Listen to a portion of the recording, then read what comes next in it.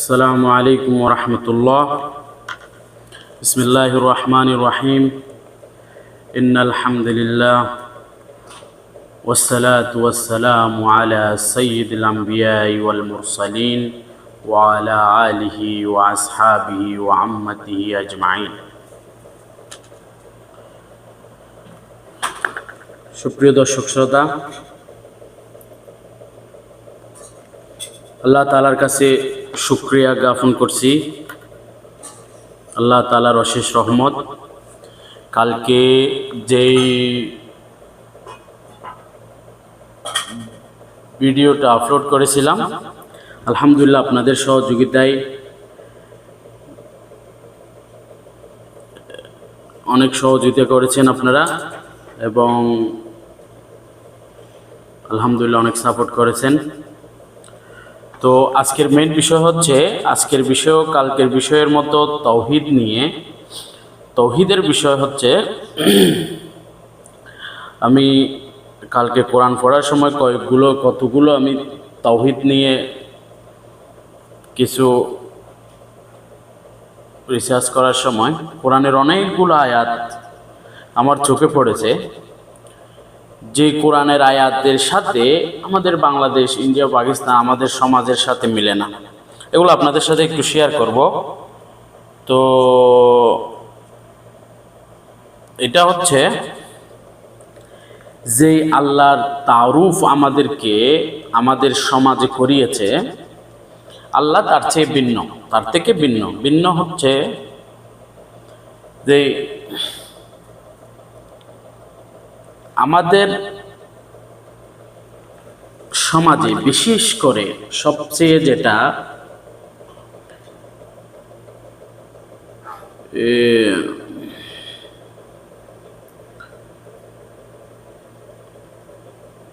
বিষয় আল্লাহকে নিয়ে, কিয়ামত এবং দুনিয়ার মধ্যে কিয়ামত এর সময়ও সবচেয়ে আল্লাহ তাআলা বেশি সেন্সিটিভ থাকবে শিরিককে নিয়ে। তো শিরিক আল্লাহ তাআলার কাছে সেন্সিটিভ একটা বিষয়, যেটা আমি আপনাদেরকে যে ততটুকুই বলি, এর চেয়ে বেশি সেন্সিটিভ বিষয় হচ্ছে আল্লাহর কাছে শিরিক। তো যতটুকু বলি তার শেষ হবে না, কারণ আল্লাহ তাআলা কোরআন মধ্যে বলতেছে, আমি সবকিছু মাফ করবো, শিরিকের মধ্যে কোনো মাফ নেই। এমনকি আমরা একটা হাদিস সবাই জানি, হাদিসটা হচ্ছে যে কিয়ামতের দিন হুজুর পাক সাল্লাল্লাহু আলাইহি ওয়াসাল্লাম আমাদেরকে সুপারিশ করবেন। তো সুপারিশ ক্ষেত্রে যে হাদিসটা আসে, এটা ওখানে যখন রাসূল সাল্লাল্লাহু আলাইহি ওয়াসাল্লাম বলতেছেন, আমি যখন সুপারিশ করে কিছু মানুষ নিয়ে আসব, তারপরে কিছুক্ষণ পরে আমি আল্লাহ তাআলাকে আবার বলবো, ইয়া আল্লাহ, আমার আর কিছু উম্মত ওখানে জাহান্নামের মধ্যে আছে, তাদেরকে আমাকে একটু সুযোগ দেন, তাদেরকে নিয়ে আসেন। তো আর কিছু মানুষ নিয়ে আসবে। এরকম যেতে যেতে ক্রমান্বয়ে, একবারে না, ক্রমান্বয়ে বারবার যেতে যেতে রাসূল পাক সাল্লাল্লাহু আলাইহি ওয়াসাল্লাম বলতেছেন, যখন আমি শেষবার জাহান্নামের কাছে যাব, জাহান্নামের যেটা সিকিউরিটি গার্ড বলেন, মালিক, ফেরেশতা যিনি আছেন, ওনার নাম হচ্ছে মালিক। উনি বলবেন যে, ইয়া রাসূলুল্লাহ, শেষবার যখন যাবেন, রাসূল সাল্লাল্লাহু আলাইহি ওয়াসাল্লামকে বলবেন যে, আপনার উম্মতের মধ্যে কোনো ব্যক্তি আর জাহান্নামে বাকি নেই, শুধু তারা ছাড়া যারা শিরিক করছে। এবার চিন্তা করেন, শিরিক করার বিষয়। আর আরেকটা হাদিসে কুদসি রাসূল সাল্লাল্লাহু আলাইহি ওয়াসাল্লাম বলেছেন, কথা আল্লাহ তাআলা, যে নবী, আপনার উম্মতদেরকে বলে দিন, আমি যদি সে পাহাড় পরিমাণ গুনাহ নিয়ে আসে, কোনো কিছু পাহাড় পরিমাণ যদি গুনাহ নিয়ে আমার কাছে আসে, তাহলে যদি তার মধ্যে শিরিক না থাকে, তাহলে শিরিক না থাকলে আমি তার সাথে রহমত নিয়ে তার সামনে আমি হাজির হব। তো এই জন্য আমাদের সবচেয়ে ঈমান আনার পরে, মুসলমান, আমরা তো বংশগতভাবে মুসলমান, জন্মগতভাবে মুসলমান, কিন্তু আমাদের আকীদাগতভাবে মুসলমান আছে কিনা? আমাদের শিরক বেদাত হচ্ছে আমাদের কালচারগতভাবে সমস্যা। কালচারগতভাবে সমস্যা বলতে এটাই কারণ আমরা যখন ভারতবর্ষের মানুষ, আমাদের পূর্বপুরুষ ছিল হিন্দু। পূর্বপুরুষ হিন্দু থাকার কারণে আমরা কলমা পড়ে তো মুসলমান হয়ে গেছি। লা ইলাহা ইল্লাল্লাহু মুহাম্মাদুর রাসূলুল্লাহ, আশহাদু আল্লা ইলাহা ইল্লাল্লাহু ওয়াহদাহু লা শারীকা লাহু ওয়া আশহাদু আন্না মুহাম্মাদান আবদুহু ওয়া রাসূলুহু। কলমা পড়ে মুসলমান হয়ে গেছি, কিন্তু আমাদের ঈমান আকীদাগতভাবে মুসলমান হয়নি। কারণ এটার প্রমাণ হচ্ছে এরা যারা হিন্দুরা যারা মাজারে গিয়ে যারা করতেছে, যেটা মাজারের মধ্যে যে আকীদা, সেম আকীদা আমাদের কবরকে নিয়ে আসে, সেম আকীদা আমাদের মাজারকে নিয়ে আসে। বিশেষ করে আমার যারা বাংলাদেশে যারা আমাদের বেরেলভি ভাই যারা আছে, যারা সুন্নি দাবি করে নিজেদেরকে, তো এদের মধ্যে এই আকীদাগুলো সবচেয়ে বেশি। এখন আলহামদুলিল্লাহ ইসলামের দাওয়াত চলতেছে, বিশেষ করে যারা কোরআন হাদিস রিসার্চ করতেছে, পড়তেছে, আলহামদুলিল্লাহ অনেক ফিরে আসতেছে, অনেকেই এখন ওটা ইয়া করতেছে। কিন্তু বিশেষ করে থাকার পরেও আমাদের মধ্যে এই আকীদাগুলো এখনো পর্যন্ত বিরাজমান, এখনো পর্যন্ত আছে। তো তাদের দোহাই হচ্ছে যে আমরা ওখানে গেছি এজন্য পাইছি, অনেকে আমরা ফলসে এরকম পাই, এরকম হয়, যেমন নাকি সেম আকীদা। তো তাদেরকে আমি বলতে চাই যে সেম আকীদা তো হিন্দুরও আছে, যারা হিন্দু আছে তাদেরও সেম আকীদা, কয় আমি অমুক মন্দিরে গেছি এই জন্য পাইছি। তো পাওয়াটা হচ্ছে আল্লাহ তাআলার পক্ষ থেকে। কোনো জীবিত পীর এবং মৃত পীর, কোনো ওলি বুজুর্গ, এরা কোনো কিছু ক্ষমতা রাখে না। এরা যখন মারা গেছে এদের সাপ্টার ক্লোজ হয়ে গেছে, এরা মারা গেছে। আর আল্লাহ তাআলা কোরআনের মধ্যে বলতেছে, সূরা রুম আয়াত নাম্বার হচ্ছে 52 নাম্বার আয়াত সূরা রুমের, আল্লাহ তাআলা বলতেছে তুমি মৃত ব্যক্তিকে শোনাতে পারবে না। তার মানে আমরা মৃত ব্যক্তিকেই শোনাচ্ছি। আমাদের যারা সুন্নি আকীদার যারা ভাই আছে, এরা মৃত ব্যক্তিকেই শোনানোর জন্য চেষ্টা করতেছে। আল্লাহ তাআলা দেখে দেখে বলার মতো কোরআন নাজিল করেছে, যেমন নাকি আল্লাহ তাআলা দেখতেছে। আল্লাহ তাআলা আগে থেকেই জানে বলে আল্লাহ তাআলা কোরআনের মধ্যে 1400 বছর আগে লিখে দিছে, সূরা রুম আয়াত নাম্বার 52, আল্লাহ তাআলা বলছেন নিশ্চয় তুমি মৃত ব্যক্তিকে শোনাতে পারবে না। বুঝছেন? তো আমি একটা আয়াত নিয়ে আজকে বিশেষ করে আসছি। এটা আমি আপনাদেরকে বলি যে যদি আকীদা হয়, বাবা তো দূরের কথা, বাবা পীর মাজার এগুলো তো দূরের কথা, আর যারা মাজার সাজার এগুলো বলতেছে এদেরও আকীদা আমি আপনাকে বলি। এদের হুজুরের নিজে এক ওয়াজের সময় বয়ান করবে যে কিয়ামতের দিন যখন কিয়ামত অনুষ্ঠিত হবে, তখন ইয়ানফসি বড় বড় যারা নবী রাসূল আছে, বড় বড় দুনিয়ার মধ্যে সবচেয়ে দামি ব্যক্তি, দামি মানুষ হচ্ছে মুহাম্মদ সাল্লাল্লাহু আলাইহি ওয়াসাল্লাম। দ্বিতীয় নম্বর দামি ব্যক্তি হচ্ছে হযরত ইব্রাহিম আলাইহিস সালাম। এই ইব্রাহিম আলাইহিস সালাম পর্যন্ত বলবে যে ইয়া নফসি আল্লাহ আমাকে বাঁচাও, আমাকে বাঁচাও। আমি আল্লাহ কারো প্রশ্ন করি না, আমার ছেলে ইসহাক এবং ইসমাইলেরও আমি সওয়াল করি না। তো নবী রাসূল মুসা আলাইহিস সালামের মতো নবী, ঈসা আলাইহিস সালামের মতো নবী, এবং দাউদ, নূহ আলাইহিস সালাম, সুলাইমান আলাইহিস সালাম, বড় বড় নবী আম্বিয়া কেরাম যারা আছে, তারা পর্যন্ত সিজদায় পড়ে তারা বলবে যে ইয়া নফসি। এখন এরা বসে আছে যে নবী রাসূলের অন্যান্য, আমাদের নবী ছাড়া অন্যান্য নবী রাসূলের যদি অবস্থা এরকম হয়, তাহলে বাবার কি অবস্থা হবে? তাহলে যাদেরকে ফির নিয়ে বসে আছে তাদের মাথায় এটা আসতেছে না যে ওই সময় বাবার কি অবস্থা হবে। তো আমি তাদের উদ্দেশ্যে বলতে চাই, আল্লাহর ওয়াস্তে কোরআন হাদিস পড়ুন। আমি কালকের মধ্যেও বলছি, কোরআন যেই রবের তারুফ করায়, ওটার সাথে আমাদের এলাকার, আমাদের সমাজের রবের সাথে মুখতালিফ, আলাদা বিষয়। তো একটা আয়াত মধ্যে সূরা মায়দার একটা আয়াত, 116 নম্বর আয়াত সূরা মায়দা, ওটাটা আমি পরে শোনাচ্ছি আজকে। এটা আয়াতটা হচ্ছে বিসমিল্লাহির রহমানির রহিম, ওয়াইজা ক্বালাল্লাহু ইয়া ঈসা ইবনে মারইয়ামা ওয়া আনতা কুলতা লিন-নাসি আত্তাহিজুনি ওয়া উম্মি ইলাইহিন ইলাহাইনি মিন দুনিল্লাহ। তো আল্লাহ তাআলা বলতেছে, হে ঈসা ইবনে মারইয়াম, তুমি কি তাদেরকে বলেছিলা যে আল্লাহকে ছাড়া তোমার এবং তোমার মায়ের ইবাদত করতে? তখন ঈসা আলাইহিস সালাম বলতেছে, ক্বালা সুবহানাক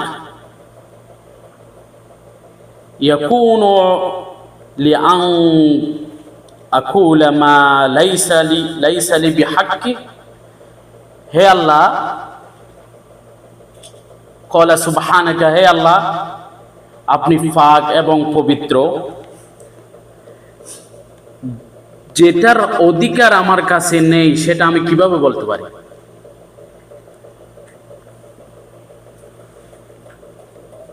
ইন কুনতু কুলতুহু ফাকাদ আলিমতাহু, যদি আমি বলতাম তাহলে তো আপনি জানতেন, তার মানে আমি বলি নাই। তা'লামু মা ফি নাফসি, আপনি তো ওটা জানেন যেটা আমার মনের ভিতর অন্তরের ভিতরে আছে, ওটা তো আপনি জানেন।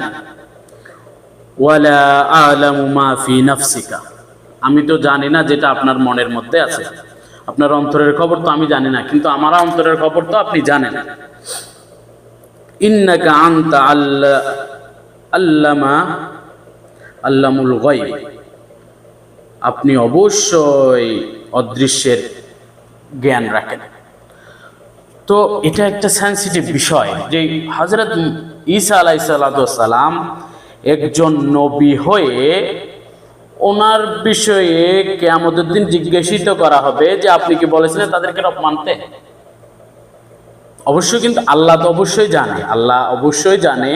জানার পরেও মানুষ সাক্ষী করার জন্য তাদেরকে তাদের হযরত ঈসা আলাইহিস সালামকে যারা যে আকীদাগুলো মেনে নিয়েছে, ঈসাই যারা বর্তমানে খ্রিস্টান আছে, এদের সামনে নিয়ে বলবে যাতে সাক্ষ্য দেওয়া হয়। আল্লাহ তো অবশ্যই জানে, এই জন্য হযরত ঈসা আলাইহিস সালাম বলতেছেন যে ক্বালা সুবহানাকা, যে আপনার পবিত্রতা বর্ণনা করছি, যে আমি যদি বলতাম তাহলে তো আপনি জানতেন। তো ঠিক তদ্রূপ আমার সুন্নি ভাইদেরকে যাদের আকীদার মধ্যে দুর্বলতা আছে তাদের উদ্দেশ্য করে বলতেছি যে কিয়ামতের দিন প্রত্যেক বাবার, প্রত্যেক পীরের, প্রত্যেক মাজারের, প্রত্যেক আউলিয়াদের এই অবস্থা হবে। যাদেরকে আমরা যদি রব হিসেবে তারা কিছু আমাদের কবর থেকে ফায়দা করতে পারবে, কবর থেকে কোনো কিছু দিতে পারবে, এই বিষয়ে যদি আমাদের ঈমান থাকে, কিয়ামতের দিন আমাকেও ওই পীরদেরকেও আপনাদের সামনে এনে ওই সওয়ালটা করা হবে। পীরকে বলবে যে তুমি কি বলছিলা যে তাদেরকে তুমি সব কিছু করতে পারো, হাওয়া দিয়ে উড়াই দিতে পারো, এমন পারো, এগুলো করতে তুমি কি বলছিলা? তো এরা তো অবশ্যই বলবে যে না, এরা তো অবশ্যই বলবে যে না। তখন আমার আপনার কি হবে বুঝছেন? তখন আমার আপনার কি হবে বলে। তো এই জন্য আল্লাহ তাআলা বলতেছেন উদউনি আস্তাজিব লাকুম, তোমরা আমাকে ডাকো আমি তোমাদের ডাকে সাড়া দেব। আল্লাহ তাআলা একদম কাছে আল্লাহ তাআলা বলতেছে আমি তোমাদের পাশে আছি। ওয়াইজা সাআলাকা ইবাদি আন্নী ফাইন্নী করিব, আল্লাহ বলতেছে আমি তোমাদের পাশে আছি। এই জন্য আমার আপনাকে আল্লাহ তাআলা থেকে চাইতে হবে। আল্লাহ তাআলা দেওয়ার জন্য বসে আছে, আল্লাহ তাআলা সব কিছুই দেওয়ার জন্য বসে আছে। আল্লাহ তাআলা বলতেছে ওমা হালাকতুল জিন্না ওয়াল ইনসা ইল্লা লিয়াবুদুন, আমি জিন এবং মানুষকে ইবাদত সৃষ্টি করছি আমার ইবাদত করার জন্য। যখন আমি আল্লাহ তাআলার ইবাদত করব তো আল্লাহ থেকেই চাইবো। যেমন নাকি সূরা ফাতিহা কালকে আয়াত বলছিলাম, ইয়াকা না'বুদু ওয়া ইয়াকা নাস্তাইন, সোজা বিষয়। ইয়াকা না'বুদু, আল্লাহ তোমার ইবাদত করি, ওয়া ইয়াকা নাস্তাইন, তোমার কাছে সাহায্য চাইবো। যখন আমি আল্লাহ তাআলার ইবাদত করি তখন আল্লাহ তাআলার কাছ থেকেই সাহায্য চাইবো, অন্য কারো কাছ থেকে সাহায্য আমার দরকার নেই। তো এই জন্য আল্লাহ তাআলার শিরিক থেকে আমাদেরকে আল্লাহ তাআলা হেফাজত করুক। শিরিক এই কাজ, এই আল্লাহ তাআলা যখন হযরত মুহাম্মদ সাল্লাল্লাহু আলাইহি ওয়াসাল্লাম মেরাজে গেলেন তখন আল্লাহ তাআলা আল্লাহ নবীকে তিনটা জিনিস উপহার দিয়েছেন। তিনটা, এক নাম্বার নামাজ, যেটা আমরা সবাই জানি। দ্বিতীয় নাম্বার হচ্ছে সূরা বাকারার শেষের 2 আয়াত। তো এটার ফজিলত আছে, এটা আমি পরে বলবো, অন্য একটা ভিডিওতে আপনাদেরকে শেয়ার করব। 2 নম্বর হচ্ছে কি সূরা বাকারার শেষ 2 আয়াত। 3 নম্বর বিষয় হচ্ছে যে আল্লাহ পাক রব্বুল আলামিন বলছেন, হে নবী, যদি আপনার কোনো উম্মত আমার কাছে শিরিক মুক্ত আসে তাহলে আমি আমার রহমত নিয়ে হাজির হব, তাদেরকে মাফ করে দেব আমি। তো শিরিক, কিয়ামতের দিন যদি আমরা বাঁচতে চাই শিরিক থেকে বাঁচতে হবে। সব কিছু করনেওয়ালা দেনেওয়ালা জাত একমাত্র শুধু আল্লাহ। আল্লাহ থেকেই হয়, আর কারো কোনো থেকে হয় না। এই জন্য আল্লাহ তাআলা, আপনি কোরআনের, আমি অনেকগুলো শর্টকাটে কতগুলো আপনাদেরকে কোরআনের আয়াত বলতেছি, যেগুলো নোট করে রাখবেন। এটার বাংলা তর্জমা যে কোনো কোথা থেকে, মোবাইলে সফটওয়্যার হোক কিংবা অন্য কোথা থেকে এইগুলো নিয়ে নেবেন, যাতে ইনশাআল্লাহ ওগুলোর তর্জমা আপনারা পড়বেন, আপনাদের ফায়দা হবে ইনশাআল্লাহ। এগুলো হচ্ছে আমি সংক্ষিপ্তভাবে বলে দিচ্ছি, নাম্বারগুলো সহ অর্থগুলো সহ বিস্তারিত আপনারা নিজেরা ওখান থেকে নোট করে নেবেন, মিলাই নেবেন।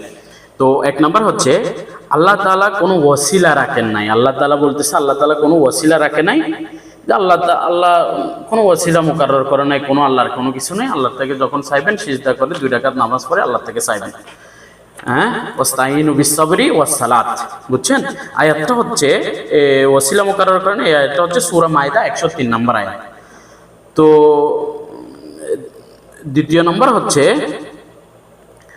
আল্লাহ তাআলা বলতেছে, আল্লাহ ছাড়া যাদেরকে তোমরা ডাকো তারা তোমাদের মতোই বান্দা। আল্লাহ তাআলা আমাকে ছাড়া যেগুলো যাদেরকে ডাকো তারা তোমাদের মতোই বান্দা, অতঃপর তারা যেন তোমাদের ডাকে সাড়া দেয় যদি তোমরা সত্যবাদী হও। আল্লাহ পাক রব্বুল আলামিন বলতেছে, যদি তোমরা যদি সত্যবাদী হয় তো তাদের তো উচিত যে তোমরা যখন ডাকো তোমাদের ডাকে সাড়া দিবে। যদি তোমরা, এটা হচ্ছে সূরা আরাফ 194 নম্বর আয়াত, সূরা আরাফের 194 আয়াত। আরেকটা হচ্ছে সূরা কাহাফের 102 নম্বর আয়াত, সূরা কাহাফ 102 নম্বর আয়াত 102। ওই আয়াতে বলতেছে, যারা আমার কুফরি করেছ তারা কি মনে করেছো যে তারা আমার পরিবর্তে আমার বান্দাদেরকে অভিভাবক রূপে, আউলিয়া রূপে, এই যেটা আউলিয়া, আমরা আউলিয়া করি না, আউলিয়া রূপে গ্রহণ করবে? নিশ্চয় আমি জাহান্নামকে কাফিরদের জন্য প্রস্তুত করেছি। বুঝছেন? এটা অভিভাবক, এটা আউলিয়ার শব্দ। কোরআন শরীফে আউলিয়াও আছে। আউলিয়া যে তারা কি মনে করেছো যে তাদের পরিবর্তে আমার বান্দাদেরকে অভিভাবক হিসেবে গ্রহণ করবে কিয়ামতের দিন? আমরা তো এখন বর্তমানে সমাজে তো আমরা ওই আশায় বসে আছি যে কিয়ামতের দিন আমাদের আউলিয়ারে আমরা বাঁচাবে। আল্লাহ বলতেছে, আউলিয়া বাঁচাতে পারবে না। তাহলে আরেকটা আয়াত হচ্ছে, এটা হচ্ছে সূরা আজ-জুমার আয়াত নম্বর হচ্ছে 43 নম্বর আয়াত। তবে কি তারা আল্লাহ ছাড়া তাদেরকে সুপারিশকারী বানিয়েছে যারা কোনো কিছুর মালিক না হলেও, কোনো কিছু না বুঝলেও? মানে এটা আল্লাহ তাআলা সূরা জুমারের 43 নম্বর আয়াতে বলতেছে যে তারা কি আল্লাহ ছাড়া সুপারিশকারী, যেটা আমরা বলি না আমাদের পীর, আমাদের চরমনায় পীর আছে, আমাদের অমুক পীর আছে, আমাদের অমুক আউলিয়া আছে, এগুলো আমাদেরকে সুপারিশ করে নিয়ে যাবে। তো আল্লাহ তাআলা দেখেন, এই আমি কালকে ভিডিওতে বলছি, কোরআন আমরা পড়ি না, যে সবগুলো এমনভাবে বিস্তারিতভাবে বলা আছে যেটা আপনি কল্পনাও করতে পারবেন না। এই জন্য বলতেছি যে এটা আলেমরা আমাদেরকে বাংলা তর্জমা পড়তে দিবে না, বুঝছেন? কারণ এদের পড়তে দিলে এদের দান্দা বন্ধ হয়ে যাবে, বুঝছেন? বা দান্দা বন্ধ হয়ে যাবে, বাংলা তর্জমা পড়লে এদের ওইগুলো ফাঁস হয়ে যাবে, বুঝছেন? আমি আপনাদেরকে ফাঁস করে দিচ্ছি।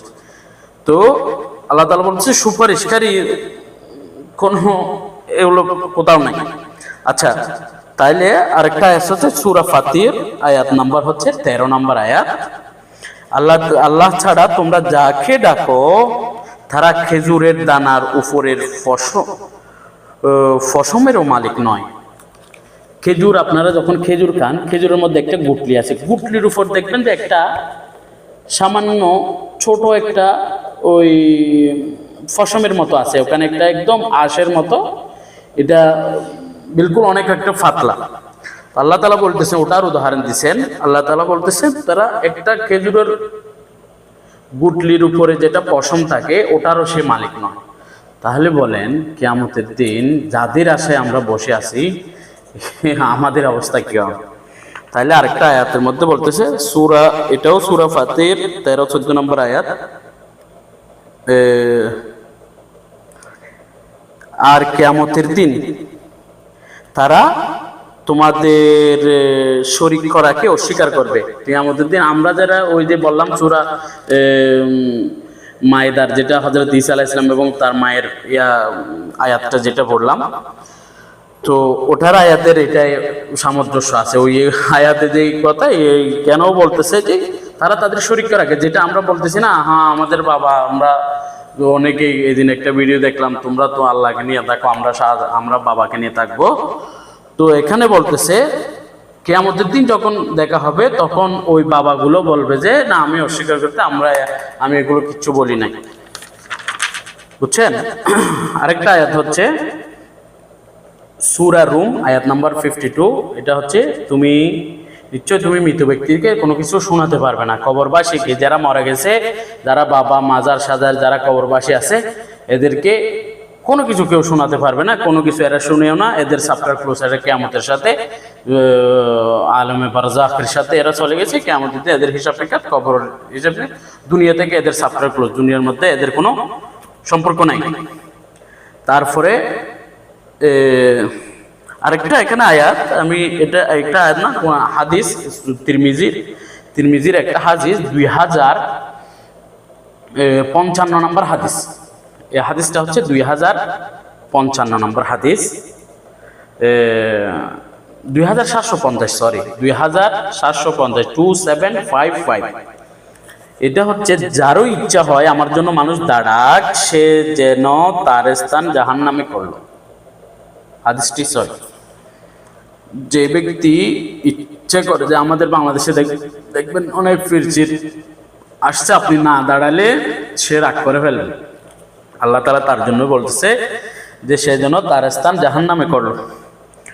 তো আরেকটা আয়াত, সূরা জুমার আয়াত নাম্বার হচ্ছে 38। সূরা জুমার আয়াত নাম্বার হচ্ছে 38। আল্লাহ যদি কাউকে ক্ষতি করতে চায়,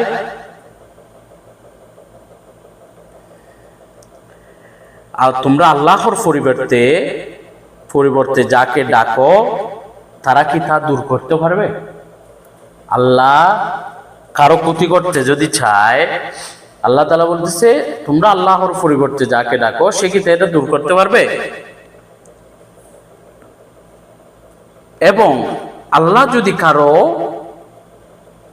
ভালো চায়, আল্লাহ যদি কাউকে চায় যে তার রহমতের দিকে চায়, আর সে কি তা প্রতিরোধ করতে পারবে?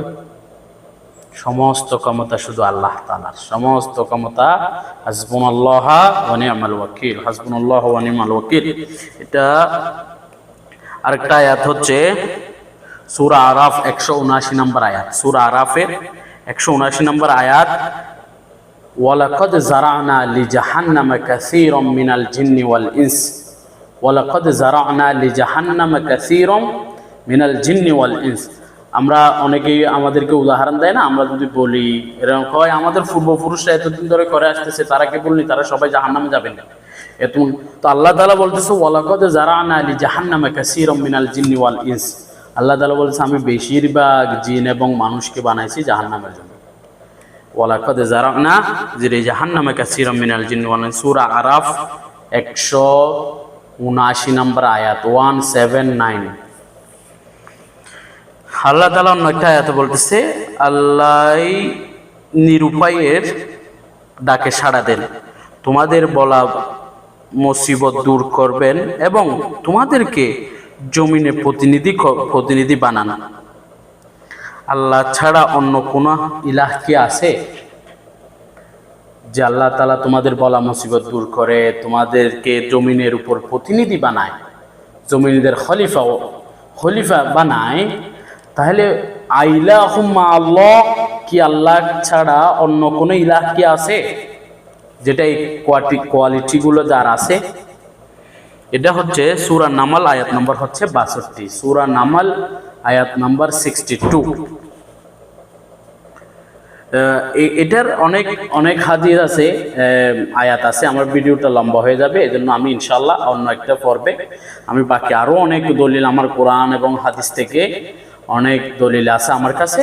তো ইনশাআল্লাহ পরবর্তীতে ভিডিওর মধ্যে আমি ওটা ইনশাআল্লাহ মেনশন করে দেবো। ইনশাআল্লাহ অন্য একটা ভিডিও করব, কারণ শিরিক ভাই অনেক সেন্সিটিভ একটা বিষয়।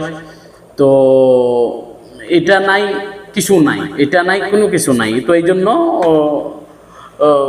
বিশেষ করে হচ্ছে আল্লাহ তাআলা, আল্লাহ পাক রব্বুল আলামিন আমাদের সবাইকে বিশেষ করে এই আকীদা থেকে কোনো কিছু হয় না, সব কিছু হয় আল্লাহ থেকে হয় ভাই। আল্লাহ থেকেই যা কিছু হয়, সব কিছু আল্লাহ থেকেই হয়। আল্লাহ ছাড়া কোনো কিছু দিতে পারে না, কোনো কিছু নিতে পারে না, কোনো কিছু পারে না। এটা হচ্ছে সব কিছু ঈমান একমাত্র আল্লাহ তাআলার কাছে। ইয়াকা না'বুদু ওয়া ইয়াকা নাস্তাঈন, ইয়াকা না'বুদু ওয়া ইয়াকা নাস্তাঈন, এই ঈমান রাখেন। ইনশাআল্লাহ আল্লাহ তাআলা আমাদের সবাইকে তৌফিক দান করুক। ইনশাআল্লাহ আমাদের সবাইকে দিনের উপর কামেল থাকার। ছোটোখাটো ভুল ত্রুটি ইনসান, আল্লাহ বলতেছে আমি বনি আদম, এটা হচ্ছে হতা করবে, এরা হচ্ছে হতার জন্য বানাইছে। কিন্তু আল্লাহ তাআলার কাছে হতাকৃত ব্যক্তি ঘৃণিত ব্যক্তি নয়।